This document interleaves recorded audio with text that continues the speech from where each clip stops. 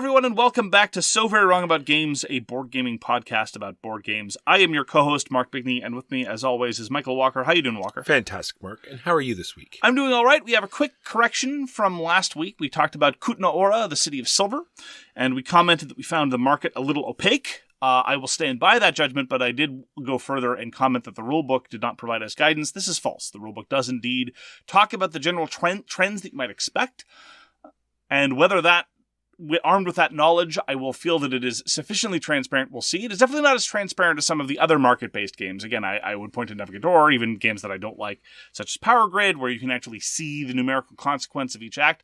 But we will probably be revisiting Kutna Ora before too long anyway, and I just wanted to correct the record. We apologize for the error. So, we're going to talk about board games this week. We're going to talk about the games we played last week.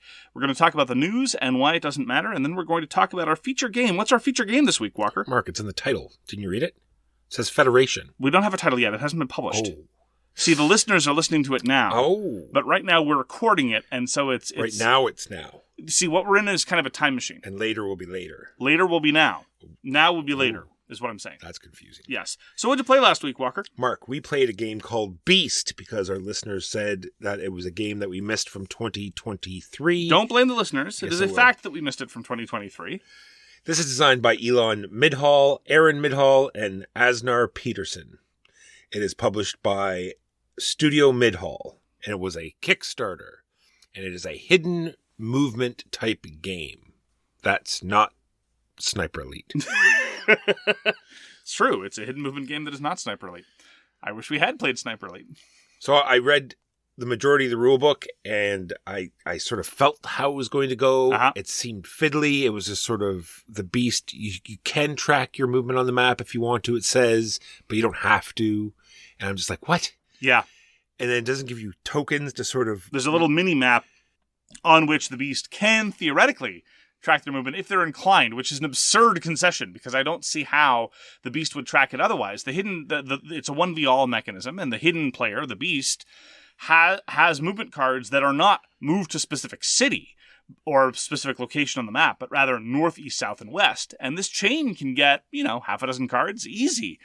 And the very notion, the idea that anyone could track this in their head without recourse to the minimap is strange, but that's a minor quibble. Yeah, not only track where they are, but as the hunters move around, they have to know, if they've been there or not. So they're constantly looking at cards, because there's no tokens, and that's to say that every game that's preceded it has had mechanisms and tokens and ways to track all of this information. Yes, Scotland Yard was more transparent for the Mr. X player in terms of tracking where they had been. Absolutely.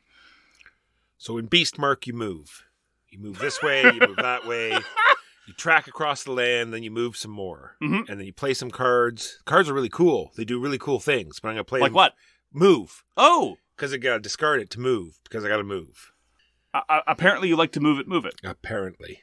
Yes, I have a personal bias as well as a substantive objection to games where the majority of the time you're just getting from point A to point B, unless it's done in an interesting way. Counterpoint. Some race games manage to make getting from point A to point B interesting.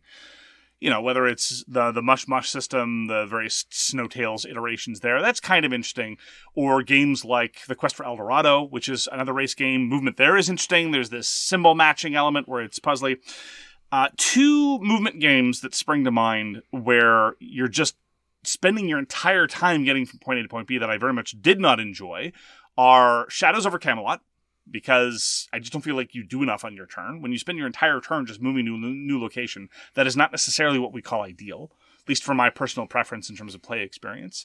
And another example is Nemesis, where you spend the majority of time just trying to find the thing you're trying to find, and then you move the thing. It's like, oh, that's a block terror. Similarly, Beast, you spend most of your time just moving around. I was a character whose special ability was having the ability to move basically the objectives around. The Beast's objectives were to go and murder some humans, and I could move those humans around. And it was a very tiresome experience for both myself and the Beast. We would spend the majority of our turn just trying to get to where we needed to be. And there wasn't really any tension about, where's the Beast, or where am I going to go? Or, it's like, I've got to haul myself to the other side of the map. And then the beast would do this very laboriously. It's like, haha! And then I'd be like, I'll just move the person away. Yay! It does have an interesting system, so I wish it was tied to something fun. And so sort of like an Inish system where it has this single deck of action cards, and all of the hunters and even the beast all draft from the same deck. So you get to know the actions. You start hate drafting cards so the beast can't do things. That part of the game was interesting. Unfortunately, it was coupled to the rest of the chaff. I would have been happier if it had leaned harder into that notion, because I felt it was diluted a little bit by virtue of the beast's unique action cards, the ability of the beast to cycle those unique action cards, and a variety of other one-shots that both the beast and the hunters had access to. And so consequently, it felt like that aspect of having a vague idea about what the beast could do, it got overwhelmed by a variety of other special effects. I would have been, you're right, that element was neat. The drafting was a little bit of tension, and then the actual gameplay starts, and you're just going from point A to point B, largely speaking. It's also the case that as hunters, this feeling was exacerbated. It's a 1v all game, and the one just gets to do more. Now, what they do is not necessarily more interesting, but they get to spawn things that covers more of the map, and it really does feel like if you're playing a 4-player game, then the one player gets to do all the things of 3 players, and then the other individual 3 players do a third of that. That's not ideal. There's a whole bunch of stuff that rubs me the wrong way from a personal level as far as Beast is concerned. I'll just lay that right on the table. Again, that movement is the primary focus without an interesting movement system, that it's a 1v all system. I'm not a huge fan of either of those things structurally. But in terms of the actual gameplay experience, it was just incredibly dull and tedious for everyone and frustrating, and you never felt like you could do anything of substance. Agreed on all points. That was Beast by Studio Midhall. On the topic of a game where getting from point A to point B can actually be interesting, I played Iberia, which was previously stylized as Pandemic Iberia. This is one of the historical sort of offshoots of Pandemic. Between the two of us, I'm by far the bigger Pandemic fan, and this variant was designed by Jesús, Torres, Castro, and Matt Leacock, published in 2016. It is my second favorite of the Pandemic variants, the first, my favorite being Fall of Rome. And yes, I prefer these historical versions to Pandemic Legacy for what it is worth. Rest in peace, Coop. And the thing about one of the great things about Iberia, one of the variants that it introduces, is you have this pressure to build up the railway network. You don't get to fly. It turns out I did some research. I don't want to have to do another erratum, and I only took a few history courses in university. But I think what might have been happening in mid-19th century Spain is they didn't have many commercial airlines. Minus the UFOs, right? We're not counting the UFO part. No. The UFOs, I think, are another module under the Iberia version. Gotcha. And ultimately, therefore, you have to build up a railway network. Now, what does this have to do with public health officials in the mid-19th century dealing with cholera and malaria and so forth? Not a whole heck of a lot, but who cares? And I really appreciate the fact that they took out one movement consideration but added in another. And another difference between Pandemic, all the versions, and other games where you're just getting from point A to point B, you have 4 actions on your turn. And generally speaking, on most turns, some of that will be for movement, but the rest of it will be for other stuff. And so there's this tension between how to use your movement efficiently on the one hand with the resources you have available, and how many actions you want to spend on movement on the other. Is that the one that has that, not weird, but interesting, I guess you could say, triangulation sort of thing where tokens get placed in the center of the thing? Yes, where you purify water, and that hits a region that is between 3 to 5 other cities, and that can prevent cubes being added from those areas. And in point of fact, in the game we played, one of the characters was the nurse, and every time the nurse moves, they get to add a blocker token to a region adjacent to where they are, preventing cube addition as well. And I'm a big fan of Pandemic Iberia. And another thing that I just want to emphasize, it seems like a minor thing, but it really contributes. A lot of time, effort, and money goes into designing player components and board game components. But I think an underappreciated aspect is card design backs. So take, for example, a recent game that we both really enjoy that went up on crowdfunding again recently, Wizards of the Grimoire, or Bookie Pew Pew, right? Great art, independent production, but a whole bunch of unique art. To the best of my understanding, not AI generated. They commissioned a whole bunch of art. But the card backs are just very visually uninspired. And you have a pet peeve about card backs that say the name of the game, but even on top of that, they're just relatively uninspired. And the different decks barely have any deck back differences. All the Pandemic historical variants have had these gorgeous card backs. It is something that I get so much joy out of every time I play them, and I think it's an underappreciated aspect of board game components. So all things being equal, because look, you're going to be spending so much time looking at them. They're there on the board, they're on the table. You can see them on the backs of people's hands. It's a great area to devote resources and attention to. So a special shout out for that. I really like Pandemic games. And as I say, I'm a big fan of the historical variants. My personal preference is for all the variants that don't have a single pool of disease cubes for what it's worth. So, for example, in the version about the Flood, in the version of Pandemic Legacy Season 0, in the Cthulhu version, there's not 4 colors of diseases. There's only the 1 color of disease. One of the things that I don't like about that, the dynamic of that, is you can reach a tipping point where eventually every turn, you're pulling 3 infection cards, and so every turn 3 more added to the board. Well, you've only got 4 actions, so if every turn you have to spend at least 3 to remove them just to remain stable, rather than engaging in a triage versus like, okay, yellow's not a problem, black's a problem, we focus on black, we get the black cubes off the board, so then if the other colors get added, we're kind of okay. I vastly prefer that element, and it makes me feel like I get to actually engage in some prioritization. Anyway, that is Pandemic Iberia, one of the historical variants published in 2016 by Z-Man Games. It is one of my favorites. Had a great time. You know, I got to play Sankoré, the Pride of Musa. And this is it's my first 2024 game. This was a review copy given to us by the publisher. And I think its primary mechanism is worker selection. And then you add the workers to your board, and they sort of filter through the initial gates. They have to match their colors. Yep. And so you're sort of populating your player board for the game because while the game plays, these workers sort of work their way up your board and they activate actions, and you get more out of the action if it matches the color. As a devotee of envelopes of cash, Walker, allow me to emphasize, these are not workers. These are students. Yes, sorry. Yes, they perform labor, and yes, that labor is of tremendous value, and yes, we profit off of them, but we don't pay them. It's so true. And so the board is randomly populated with students, so you're sometimes limited on which colors you can choose. Yes. And that is the primary area of game variability for what it's worth. And then you're populating your board with classrooms, different colored classrooms. So as the students advance up, you're going to be able to do different actions. And those different colors also are associated on the board with different main actions. You're going to do 2 on your turn. They must be different. And it's all sorts of different things. I won't go into it, but there's a lot going on. A lot going on. There's mosques and crowns and roads, trade caravans and walls, all sorts of crazy things to get points. Overall, I think I very much enjoyed it. You're getting books, you're trying to build up these favors, and then you're trying to manipulate how much each of these favors is worth. Anyway, what'd you think, Mark? I didn't enjoy it very much. I'd be willing to revisit it, of course, because as I say, it's rather dense, and I can't say to have fully understood the dynamics of much of anything, really. But my primary objections is as follows. So one of the reasons why we're interested in Sankoré, the Pride of Musa, was because this is another design by Fabio Lopiano, who's rapidly becoming one of our favorite designers, or I should say, he has designed some of our favorite games, because his output has been inconsistent.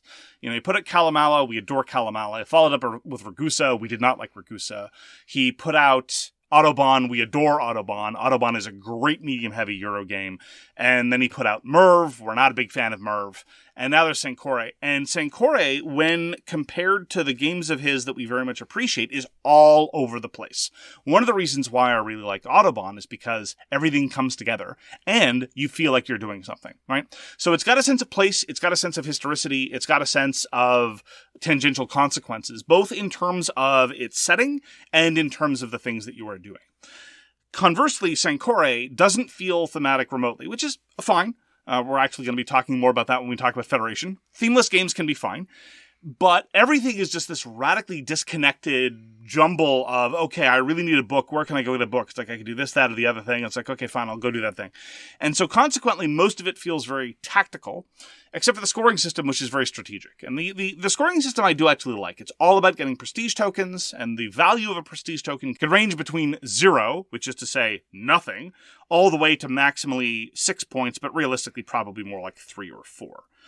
That part I thought was great. And sure enough, it was simultaneously focused and yet not calculational. Focused in the sense of that this is the only thing that matters. Not calculational in the sense that I had no idea who was doing well before the end of the game. Indeed, none of us did. The winner was a shock to everyone, including the winner. I don't know if that's a good or bad thing. Again, this is a pretty heavy game, and we played it for the first time. But I very much didn't like how disconnected everything felt, how themeless it felt, and how arbitrary the worker limitations felt. One of the things that I was hoping for, and I don't know if my displeasure is as a function of frustrated expectations or genuine dislike, was I thought this was going to be the kind of thing where you got to build your own worker placement element, right? You get to get the right students, get the right courses together, and build some kind of, not necessarily engine, but like a worker placement space. In practice, everything just felt so tactical. It's like, okay, I'd really like to be able to run this class. Oh, I don't have any astronomy students. Are there any astronomy students on the board? Nope, none to be have. Okay, well, I guess I better do something else. Yeah, and there's 0 repopulation. What's on the board at the beginning of the game is what's going to be there. So if there's like 2, like you said, astronomy students, and that's all there's going to be. And it's hopeless to try to build towards getting that astronomy student because you're forced to do 2 different actions on your turn. So if you take an action to liberate an astronomy student, you just have to hope that nobody else takes it. And if they do, you're worse than it's square one. So consequently, there was this combination of the necessity of strategic planning for scoring purposes and the inability to control what was coming into your board that ended up feeling more arbitrary than a 0 luck game ought to feel, in my estimation. So suffice to say that I'm willing to try it again. The setup is no joke. It's a little all over the place, but yeah, I just feel like it's too scattershot to really bring anything together. I don't require that every Euro game have a central theme. Like the fact that you can't really say it's a worker placement game or an area majority game or whatever, that's not a problem. But it's just every sub-board, there were 4 different areas of the board, and they just all felt like different mini-games, but not in the fun kind of Space Cadets way. More in a sort of all over the place, what am I able to do on my turn? Okay, I'll just do this one tactical thing way. That is Sankoré, Pride of Musa, with Fabio Lopiano and Mandela Fernandez-Grandon. I will say, though, that if you're going to make a themeless Euro game, hats off for choosing a setting that is very underrepresented in terms of Euro games. And Ian O'Toole's artwork, I think, really sold the setting in terms of the mosque design, in terms of the caravans, in terms of everything else. I really felt like this was a good call, given that they could have made this about, the umpteenth game about the Hanseatic League or what have you. And this was published by Osprey Games, who was nice enough to give us this review copy. We streamed Bitoku Restaurant this last Saturday. Restaurant? Yes, well, it's written in the Japanese word, but it means restaurant. Oh, okay.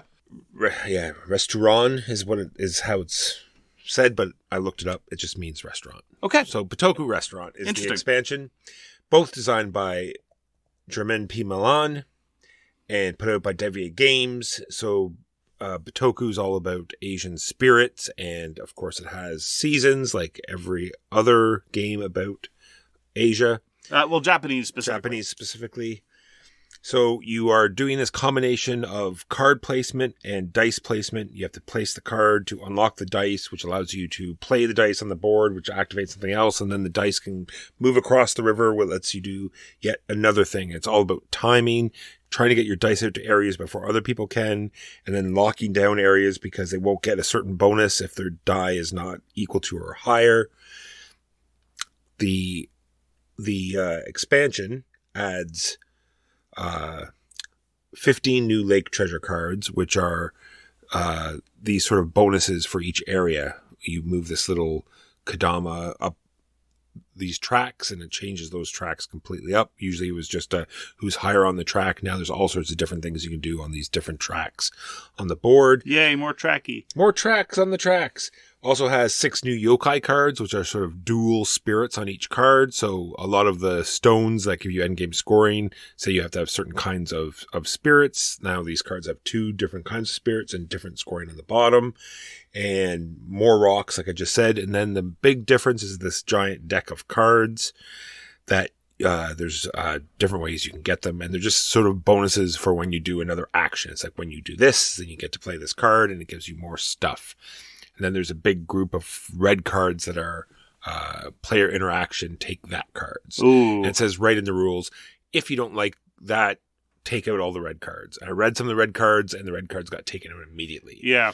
When you have a tight Euro like that, and you suddenly say, oh, when someone takes a resource, then you get that resource instead. Like that kind of thing, no dice. So yes, they immediately went back in the box and won't be playing with the interactive take that cards. What was the last Euro we had where there was a big stack of cards and some of them were take that cards? Yes, it was Rats of Wistar. And they looked nightmarishly unfun.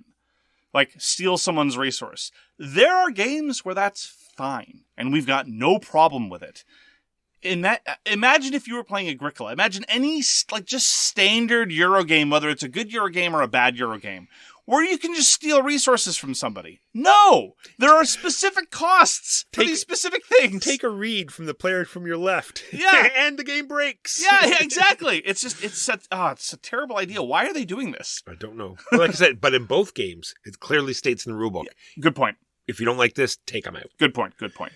And what another neat thing they did with the experience, they put a whole sheet of stickers in, so you could add stickers to all your player pieces. And did they include googly eyes? No googly eyes. Oh, that's a bad I had already had third parties bought stickers for all my Bitoku stuff. Yes. So it was like, oh, that was awfully nice. But well, you can now customize it. Some could be some of the stickers, some could be other ones. The other good thing about it is that the expansion was multilingual. And so there's a whole, one of the modules is all in French. So if there's a French listener out there that has a copy of Bitoku and you want it, just drop me a line. Well, French speaking. Let us acknowledge the Quebecois who are not French, but so you'll get the new cards, you'll get the sticker sheet, you'll get a whole bunch of extra sticker sheets that I got from the third party. It'll be all sent to you. Just drop me a line. That's very mighty generous of you, Walker. That is Bitoku Restaurant. Bitoku actually is a good illustration of what I was trying to get at with Sankoré, right? Bitoku has a whole bunch of different steps to getting certain things done. You know, you unlock the die, you place the die, you have the die cross the river. I don't think any of those elements would be rendered better by having the sort of constraint of supply and timing that Sankoré's workers do, right? All of those are under your control, and it's a question of your prioritization and when you want to do it, and whether or not it makes more sense for you to fight other players to get there first. Sankoré, more often it felt like, no astronomers here. Okay, better go do something else. At any rate, not to rag on Sankoré. No. More on Sankoré to follow, no doubt. Walker showed us Kurz vor Knapp by Helmut Punke and Tobias Punke, Zockverlag 2020. So it's kind of a dexterity game and it's kind of not, because the way that it works is you have all these wooden planks of various length, and your job is to bridge the gap between different wooden tokens that are circles. And more or less, the challenge is, without touching them and without being able to move them or hold them up next to the space, trying to judge whether a given expanse is too long or too short for a given gap. And this is a kind of skill that has been generated by generations by Warhammer players and by other tabletop miniatures war games where you're not allowed to pre-measure. I do not play those games, and one of the reasons is that. Pre-measurement is great. And so despite the fact that I've played a lot of tabletop miniatures war games, I don't have a good sense about how long things are. You know, look over there, look at, I don't know, that looks long enough. Nope, it's not long enough. So the early stages of the game were dreadfully boring to me. Spectacularly uninteresting. I thought that, but overall, I thought that was the interesting part of the game in a whole. Not the early game. The transition, right? The fact when it went from like judging distances to a dexterity game, precisely. Right. I thought that was very, very interesting that they got that out of such a little low rule set. Right. Once you have a certain set of structures, you are incentivized to put out more pylons, put out more sticks, and to put sticks as high as possible. And then the challenge begins because you have to suddenly worry about dislodging this teetering monstrosity that's been developed because you score more points effectively by placing them higher and higher. That part I enjoyed. Then things started getting fun, especially when you were in position where you had to make room for the stick you wanted to place, and so you're suddenly nudging things with the stick you're placing and hoping you don't nudge them too far. That part was cool. I very much hated the early turns, though. Agreed. So, now, I mean, having better expectation about what the early game looks like and the fact that it is in service of a much better late game, I think I'd be able to approach it with a greater degree of equanimity. But ultimately, there's just a whole bunch of turns, sometimes in sequence, where the board state just wouldn't allow for more or less any placement. Now, there are rules for that. If everybody fails at placing a given piece, you junk that piece and then you move on to the next one, which hopefully is of a different length. Because if it's of the same length, that could be 2 full rounds of play where nothing happens, and that's not great. So the possibility of stalemating, not ideal, but the late game was cool. It actually reminded me of what I hoped Tokyo Highway would be. Tokyo Highway was very pretty, but in terms of the actual gameplay, I wasn't as satisfied. But the later turns of Kurz var Knapp were very pleasing.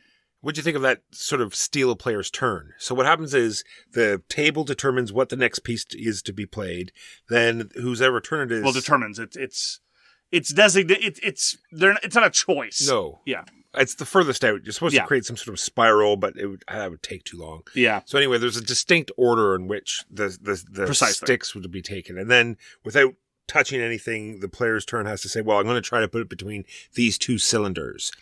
And then before he actually gets to try it, they can say, well, I'm going to steal that because you can claim you're going to put it higher. So if you find 2 cylinders that are higher, you can now steal that player's turn, and then I hated it. It changes the actual player order. Yes. Because not only that, so depending on who steals it and where it is in that thing, you could miss your turn. Yeah. So in detail, if player A says, I'm going to put it on level 2, player B shrugs and says, okay, go ahead. And player C says, I can put it on level 3. If player 3 then did I go from A to C? Yeah, I went from A to 3. Then I went to A to 3 and back again. It's a common problem. There should be a word for that, but it's definitely, maybe it's just, Mark being an idiot. Anyway, if player A says I'll put it on level 2, player B says go ahead, and player C says I can put it on level 3. If player C does that and succeeds, then it's player A's turn again, and player B gets to do nothing. Nope, don't like it. Don't approve. Well, it puts pressure on the player, right? Oh, sure, but... Keep turn order, though, probably, right? Yeah, I think one of the things that we've established pretty definitively on the things that we don't like in this podcast, because we are civilized human beings, despite the fact that we are occasionally stupid, skipping turns is not fun. What if it's B's turn and C steals it, and we say we're going to keep turn order? Does that mean C goes again? Well, that's just it. There's no easy fix. That's fix. the problem.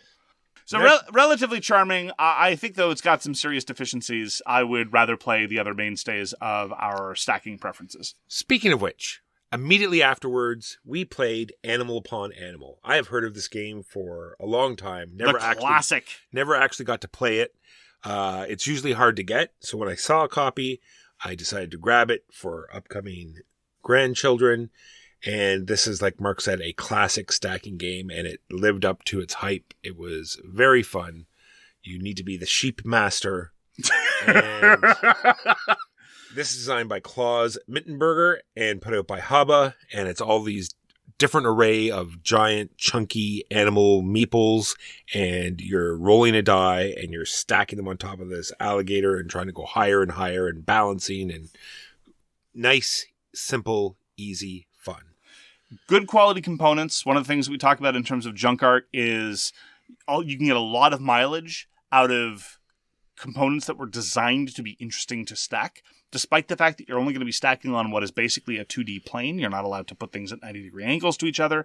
You nonetheless find interesting nooks and crannies. Like, I didn't know a monkey and a toucan could fit together that way. fabulous. It's a classic for a reason. There are a whole bunch of different versions of Animal Upon Animal, a whole bunch of different expansions to Animal Upon Animal. I've only tried the OG to the best of my recollection, and I'm a big fan. It is one of Haba's mainstays for an excellent reason, and I'm always happy to return to Animal Upon Animal. We got to try Bloodstones. This is a review copy we got from the publisher. This is Martin Wallace's latest from a company called Wallace Designs. I smell nepotism.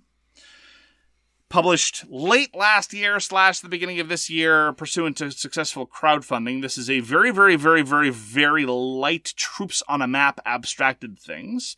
Let's start with the positives as far as I'm concerned. Walker will be able to elaborate on this, but as far as I'm concerned, the positives consist of these beautiful, chunky Bakelite tiles and these lovely felt bags. And this nice big cloth map. Which no, I was done. You don't know. The cloth map has spaces that are not functional. Oh. The areas are too small. It's true. And the board wrinkles up at the slightest provocation. It's true. But you couldn't just let me finish my nice thought. You immediately had to bring me on to the stuff that I don't like about Bloodstones. I like the maps. Good for you. There are a lot of them. There are a lot of them, yes.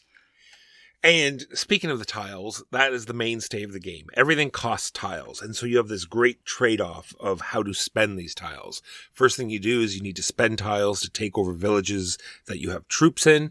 Then you need to spend tiles to put out new units, spend tiles to move those units. And if you want to get in a fight and you want to increase your score, you're going to have to make sure you have some tiles left over. And this is all from a hand of 6 tiles every turn. So you have to make these decisions on what to do with those tiles. Full stop. The trade-offs were okay. I thought that part was all right. It's definitely pretty clean as far as these things go.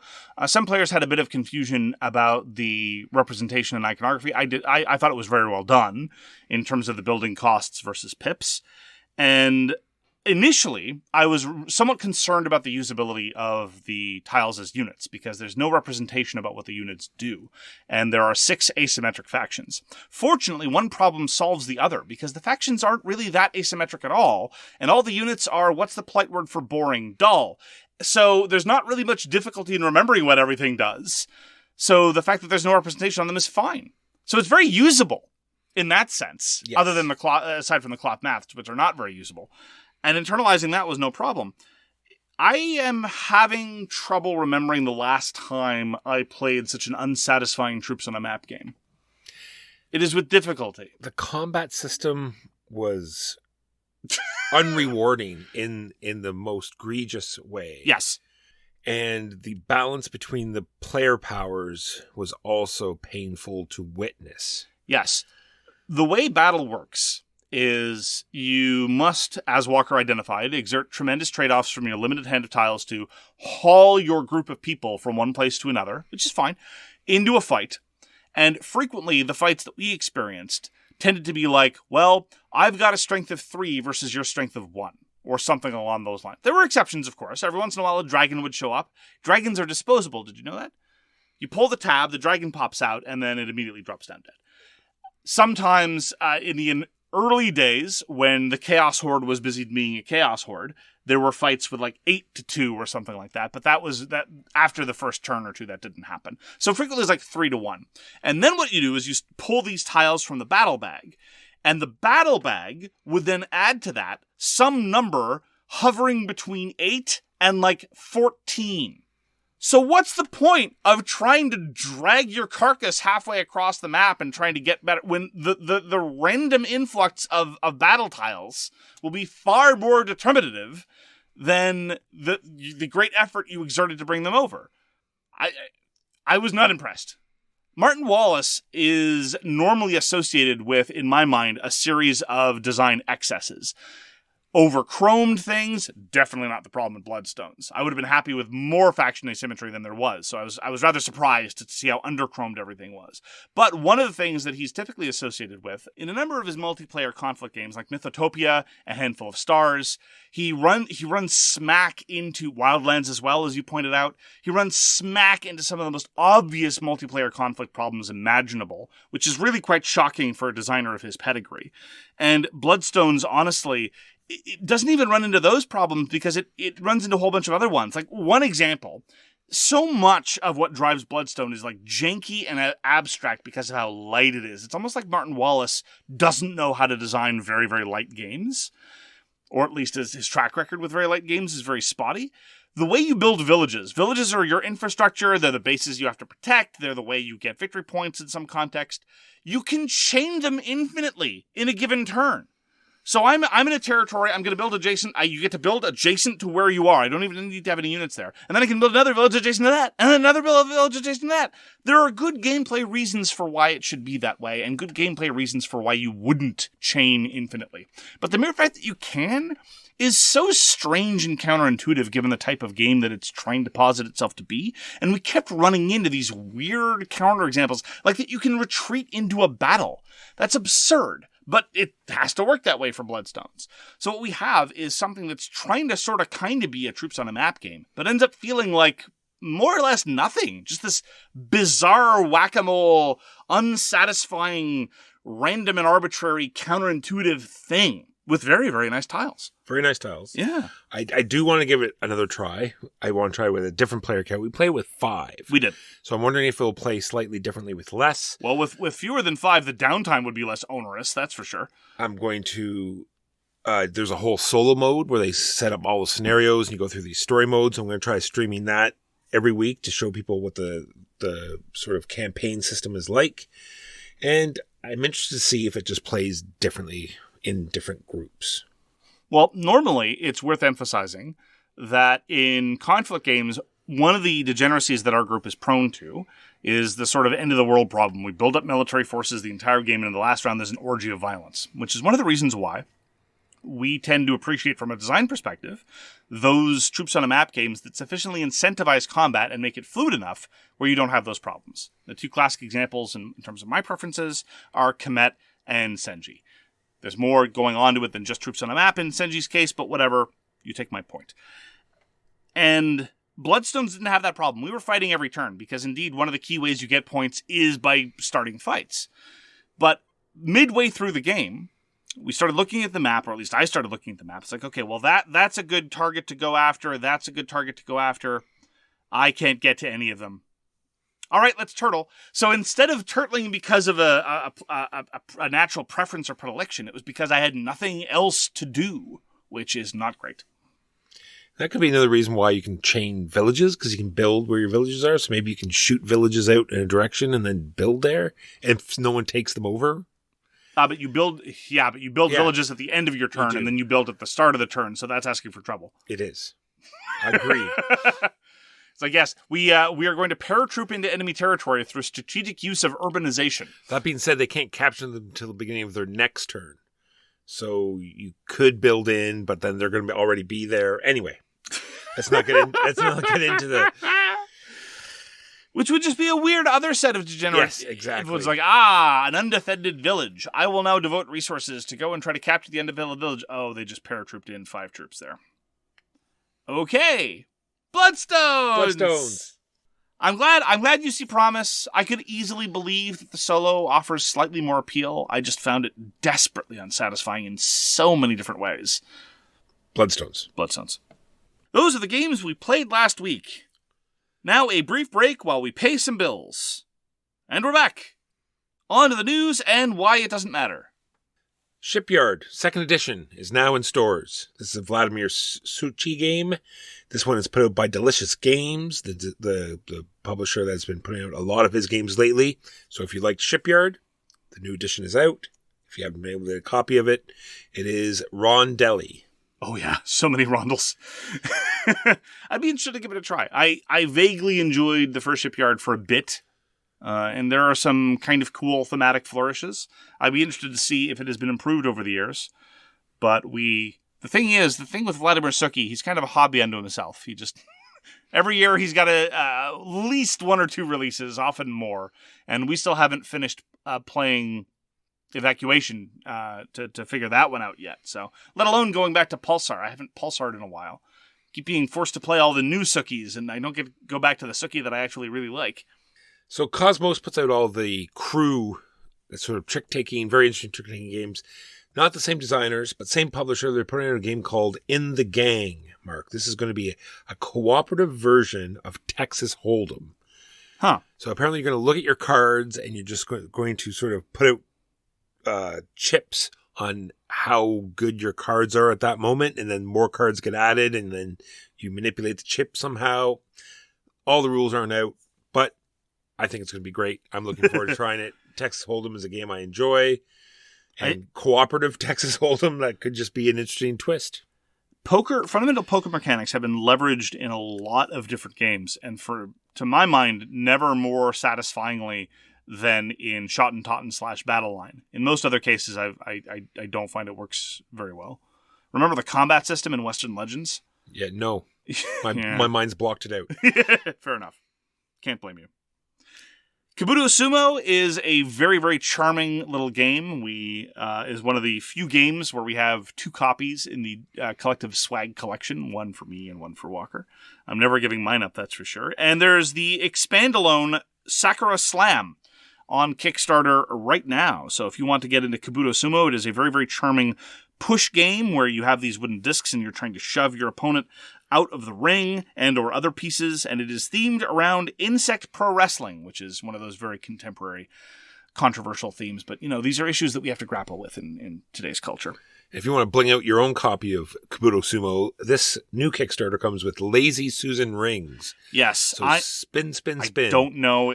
I'm definitely getting all the new stuff from Kabuto Sumo Sakura Slam. I do not know if I'm going to get the wooden rings. I'm on the fence, as it were. That is the news and why it doesn't matter. On to our feature game this week, which is Federation. Federation was designed by Dimitri Perrier and Mathieu Verdier, published by Explorate in, well, depends on who you ask. In North America, it mostly hit our shores in 2023, so we included it in 2023 in our end-of-the-year summary. Dimitri Perrier has designed a whole bunch of stuff not with Mathieu Verdier in the past, such as Big Monster and Ludum and the Specialists. We have not played any of these. Mathieu Verdier has designed a whole bunch of stuff not with Dimitri Perrier, such as Demeter Varuna in the Footsteps of Darwin. Also things that we have not played. Walker, why don't you give us an unhelpful summary of the 2 to 4 player game Federation? In Federation, on your turn, you want to do it all, Mark. You want to put out your weakest worker. You want it to do all the actions. You want to win all the rows of majority in the Senate. You want to put out markers on all your advanced actions. You want to advance all the major projects, giving you all the bonus actions, but you can't because Billy just took the space you wanted, and now your game is ruined. Why do we play with Billy? I don't know. He's a jerk. Yeah. So every turn, 2 random planets are going to score. Plus, like I just said, the 3 rows of the Senate have a majority contest. Later on in the game, there are 5 bonus actions on your player board, 4 techs on the green planet, 5 of the level 3 representatives that you can acquire also dish out a whack of points. And then at the end of the game, you get points for medals, remaining resources, and quote-unquote funded major projects. Citation needed. Yes. So Federation for me is kind of a tale of 2 cities. It's, the best of times and the worst of times. It does a really, really good job with its fundamental engine, and I'm less pleased with what they did with it. This is a criticism that I frequently have of Euros, where the fundamental action selection and or the dynamics of the core of the game is really solidly done and interesting, but the stuff around it, how you score points, the overall things that you're doing with those selections, I'm less keen on. So which of those 2 would you like to talk about first? Well, I'll just go over it. So what you do, so what Mark is talking about, because on your turn, you're placing an ambassador token. You have 4 of them, and there's a 2, a 3, and 2 1s, and you're placing it out on this 3x3, 2 3x3 grids of the Senate for multiple reasons, because they have all the actions you want to take. And like I said, you want to win at the end of the round. Each row will be whoever has the highest number in that row will get points, and you might want to unlock bonus actions, and then you get to decide whether or not you want to use an assistant die or an alteration token. So there's lots of decisions every time you go to place that worker. You want to know what strength of the token you want to use. Do you want to sort of big league right off the start to sort of lock down that row or even lock down that side of the Senate? because it'll deter, like someone, if you throw your 3 out right at the beginning, people might tend to just give up. Well, obviously the right-hand side of the set's going to win, so therefore the green plans are going to score. So all of these decisions are very interesting, very front-loaded, but still great. Yes. So the worker placement is tense because every round there's going to be new scoring conditions that you're vying for. And so if in round 1, you know that the yellow planet and the green planet might potentially score, those spaces are going to disappear sooner than the other ones. You also care about which side to place your worker for a variety of relatively abstruse reasons. You care about which row you're going to be competing for area majority, because that's also going to be points. And on top of that, there's just what actions you need to be doing broadly. You have to take care of standard economy things, like having enough resources to buy the things you want to buy, and worry about all those other upkeep considerations, because there's minor upkeep, but it's pressing. And that part is what I really, really like about Federation. It makes sure that there's lots of player interaction, because the competition over those things is fierce. Perhaps exaggeratedly fierce based on one of my other concerns, but it's very compelling in terms of deciding how to do things. And unlike my criticism of some other worker placement games, it's definitely not the case that they first designed an economy and then said, well, how are we going to distribute these? Is it going to be drafting? Is it going to be worker placement?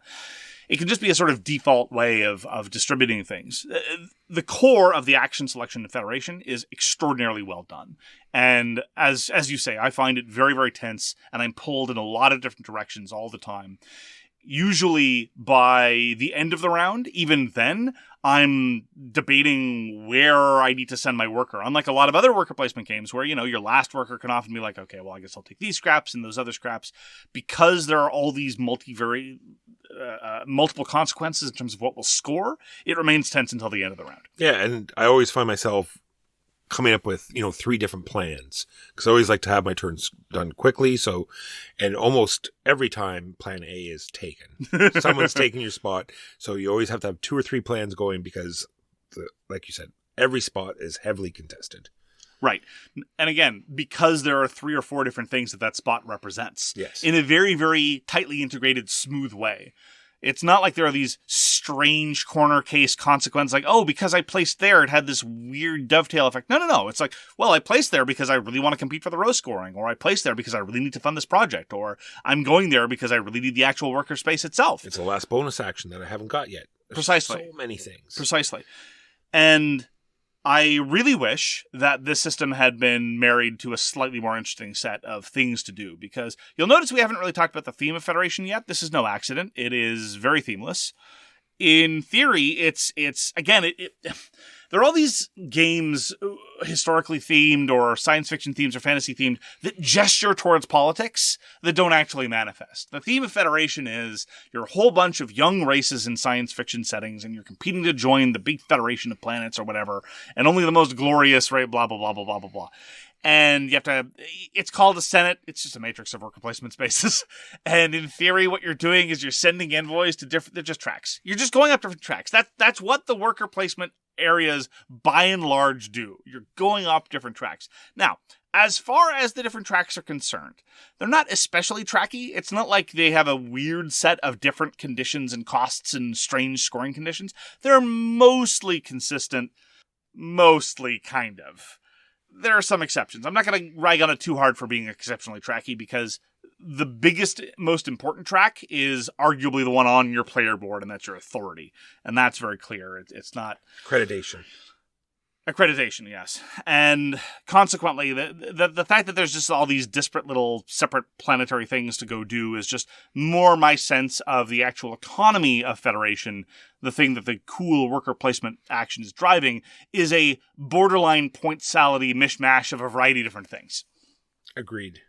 And on top of that, there's the pink planet, Mark. That's the one that the pink planet bothers me a little bit, to be frank. That's why I'm bringing it up. Okay, what bothers you about the pink planet? It just really bogs the game down, because everything, like you said, every other sort of mechanism in the game is straightforward. Blue planet, move forward. Green, pay the resources, get the tech. Yellow planet, do a trade. Orange planet, go forward. Pink, you have, 5 by 3? 5 by 3. So 15. They're called erudites, yes, which is a very strange noun. Normally I hear it used as an adjective, like how your mom talks about how we're not erudite. But this is a noun to refer to various people, whatever, they're tiles. You get these tiles. So there's 15 visible tiles, and as soon as it takes one, there's a new one will appear, and it's totally different. Yep. So you'd have no idea what all these tiles do. They all have unique abilities, so you're constantly in the book, and if maybe you comboed a pink action and you weren't prepared, so now you're like looking through all these trying to decide what to take. And I really don't like how the tier 3 erudites can be, in some games, by far, not by a small margin, by far, the single biggest source of points for some people. It's not necessarily unbalanced. You have to work towards it because they queue off of another track. So if you max up one track and then you race up the erudites of a certain color, you can then drown in points. It just feels a little unsatisfying when you compare it to, say, the technologies that score you lots of points, which are very expensive and which require you to race up 2 separate tracks, and frequently the benefit you get there is a little less. So it's a little jarring, it's a little contrary to expectations, and it's easy to miss. So it's a pitfall very easy for new players to fall into. Yeah, but on top of that, the technology victory point things, other people can follow in. They'll get less, but at least it'll still be there. That's true. Whereas the erudites, once they're gone, they're gone. Yeah, one person gets it. Yeah, it's true. Yeah, that part strikes me as less satisfying. It is the most obtuse, most unanticipated, and difficult to internalize thing, and it can be worth the most points. So, I mean, all told, I'd be happier if it worked elsewhere. It's also the case that this is a very, very minor quibble, the way medallion scoring works in pink is also very different from all the other planets. The other planets, how you get there is usually straightforward. Green and yellow both have this notion of higher levels being worth more. Every time we play, usually someone asks about pink. It's like, how do you get the pink medallion again? Is it 1 per? It's like, yeah, it's just 1 per flat. Anyway, very minor quibble. But again, it's just not as clean as the other things, but not in an interesting way. Like if there were these interesting elements that dovetailed with the interesting worker placement, I wouldn't be complaining. But it's a little bit of a sore thumb sticking out. So we sort of touched on accreditation or prestige, like we said, and it's this side track on your board. It slowly creeps up, or sometimes very quickly creeps up. Depends on, yeah. And it unlocks what bonus actions you can do, and it also sets the points you're going to get for winning the rows in the Senate. It also will unlock some medallions, like we just talked about. It'll also unlock bumping bonus points and like a final sort of action you get to do if you get to the very top. And because it interacts very directly with the cool worker placement competition, I am the most fond of that as a track, right? Because the number of points you're going to win for having the most influence in a row is a function of that track. So you can ignore it at your peril, but it is more valuable to people who are competing for that source of points. Ultimately, again, one of my criticisms of Federation is that it feels very point salady because it's relative small ball. Like, if you max out this track and you win a row, that's 5 points, which is peanuts. But almost everything is peanuts, except for a very, very small number of things you do over the course of Federation that might be worth double digits. Mostly we're talking about 3 here, 4 there, 5 there, 8 here, and they just accrete. I would be happier if the scoring were a little more focused. Agreed. And the higher you are on this prestige track is a payment you have to make at the end of every round. You have to pay in crystals, and so you have to just make sure that you have those ready to pay. What do you think about the economy of Federation? I find it very interesting. Like the income that you get at the end, or the just the way resources are handled broadly. I like it. I like the fact that there's some plants where you just get them, and then there's the trade plant that lets you just produce those. Like work those, you know what I mean? It's basic, which I like, right? It is. I wouldn't say basic. I would say minimalist. Minimalist, right? Yeah. It's not the kind of Euro where it's like, okay, I'm getting 5 wood in, I'm getting 2 reed, I'm getting 3 this other, and then I spend this. You're talking about costs where a very, very expensive thing will cost like 4 resources. And consequently, there's a focus to it. You can spend some turns not really caring about resources at all and just focusing on other stuff to do. And by resources, I just mean the gems. I mean, technically speaking, they're all resources and you'll be accumulating lots of stuff. But in terms of just the blunt economy of Federation, you don't have to spend very much attention. It's not a calculational, it's not an accounting style game. And that I appreciate. Yeah, and that very minorly dovetails into the ambassadors you put out as well. If you put them out on a certain side, you will get resources, you'll get gems. And so that also like sort of sometimes plays into how you're going to play them and where you're going to play them. Absolutely. Then let's talk about the major projects. I think that's where we are now. Yes, let's talk about the major projects. So when you play out an ambassador, you either put it for the area majority side, which is going to score that row, or you flip it over and whatever action you put it on it will unlock that bonus action on your player board. And not only that, at the end of the round, it's going to move up the major project in that column. And then if that major project makes it all the way to the end at the end of the game, then everyone will score that major project. And it's going to be all of the tracks of the planets, whoever, how high you got on that. So focusing on that on purpose doesn't seem logical because everyone will score it. And not only that, the board is designed in a way that the actions underneath that major project will not advance you on that track. Yes. Ultimately, across the games we've played, the frequency of major project funding goes up the more experienced the players are. But honestly, it gets so situational. As you say, in order for it to make sense to fund a major project, you need to be able to have a lead in a certain area of the game, maintain that lead, and simultaneously, while maintaining that lead, engage in a series of actions which may or may not be optimal for other reasons, to fund the scoring of that criterion.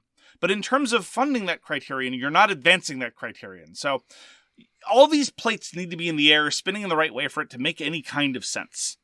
It's possible, but it's one of those things where the frequency of its mention in terms of various effects across the board and in terms of the amount of real estate that it occupies on the game board is way outsized compared to how realistic, plausible, and useful it is. And so again, it's another area where it just seems like a little bit... It's already the case that, it's already the case that it makes sense to place your ambassador on the other side for the other exogenous reasons. This weird aspect, and then there's the joint major project. Anyway, the major projects are weird. They don't make a whole lot of sense. I wish that effort had been done to make the funding work a little bit differently for those purposes. Yeah, and we're not saying you don't get a lot of points. I'm just saying that given the amount of effort, I don't think you do. That's what I'm saying. It's not rewarding. Yeah, doing it. Everyone will get the points, and it just doesn't seem interesting. Yeah. While you're busy pumping up the major project, I might say, oh, okay, well, Blue's going to score a lot of points. Oh, okay, I'll just catch up on Blue. All right. Yeah. Which is more or less the same way that each end of round scoring works. We compete. I try to make yellow score. You try to make blue score. You end up winning. Blue's going to score. It's like, oh, okay, well, I better catch up in blue. There, at least, it's a 2 to 6-ish point margin, realistically speaking. But that happens every round. And that just enters the sea of the worker placement considerations and the general pointality feeling. And that part's okay. But trying to roll it into some sort of, it ends up feeling like much ado about nothing. And even though I've now internalized that it's much ado about nothing, it still bothers me. It seems like a bit of a rough edge. It's its own phase at the end of the round. It's its own section of the board. There are a whole bunch of worker placement spaces that interact with it, and it just doesn't seem to have any payoff. Oh, on top of that, there's a centralized major project, which just doubles down on all of that. Yeah. Super weird. Oh, moving on. So the iconography on the whole board and sort of just the layout and the components I think are all very good. I agree. It's easy to pick up the game. It's easy to set the game. Except for the erudites, yes. It does, yes, except for the erudites.